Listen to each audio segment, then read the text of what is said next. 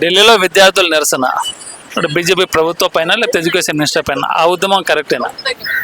నేనేమంటున్నంటే అసలు విద్యార్థులు ఉద్యమం ఎందుకు చేస్తున్నారు?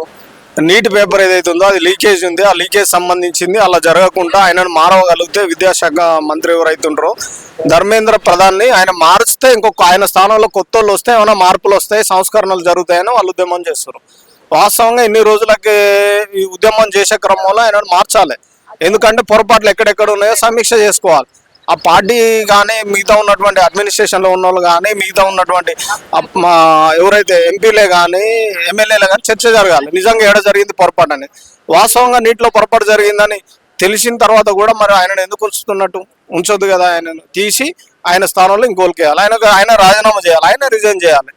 ఎందుకంటే మనం ఒక పని పెట్టుకుంటాం, ఆయన పని చేయనప్పుడు తెల్లారి వద్దు బాబు రేపటి నుండి రాకంటారు. మరి ప్రజలు ఓట్ల ద్వారా ఎన్నుకున్నారు కదా, మరి ఓట్ల ద్వారా ఎన్నుకున్నప్పుడు ఆయనను ఎందుకు ఇట్లా చేయాల్సిన అవసరం ఉంది? ఇంకా ఎవరికి అధికారం శాశ్వతం కాదు. 5 సంవత్సరాల తర్వాత మళ్ళీ కొత్త వాళ్ళు మారుతూనే ఉంటారు. నువ్వు ప్రజల కోసం కొట్లాడితే ప్రజల కోసమే నీకు ఇప్పుడు విద్యార్థులు ఎంతో మంది చనిపోయారు పాపం. విద్యార్థులు చదువుకొని రేపు తెల్లారిద ఎగ్జామ్ అనగా కూడా రాత్రంతా చదువుకొని ముందు చదువుకొని ఒక సంవత్సరాలు ఎంతో కష్టపడి చదువుతాయి తప్ప ఒక్క మార్క్ కార్డు ఎడబోతాయని కంటికి కొనుక్కు లేకుండా చదువుకున్నారు. మరి వాళ్ళు కూడా ఆత్మహత్య చేసుకున్నాక ఇంకా ఎందుకు మరి రాయనామా చేయాల్సిందే కదా. మన నేటి ధాత్రి ఛానల్ని సబ్స్క్రైబ్ చేయండి. అలాగే మీకు నచ్చిన వీడియోని లైక్ చేసి షేర్ చేసి కామెంట్ చేయండి.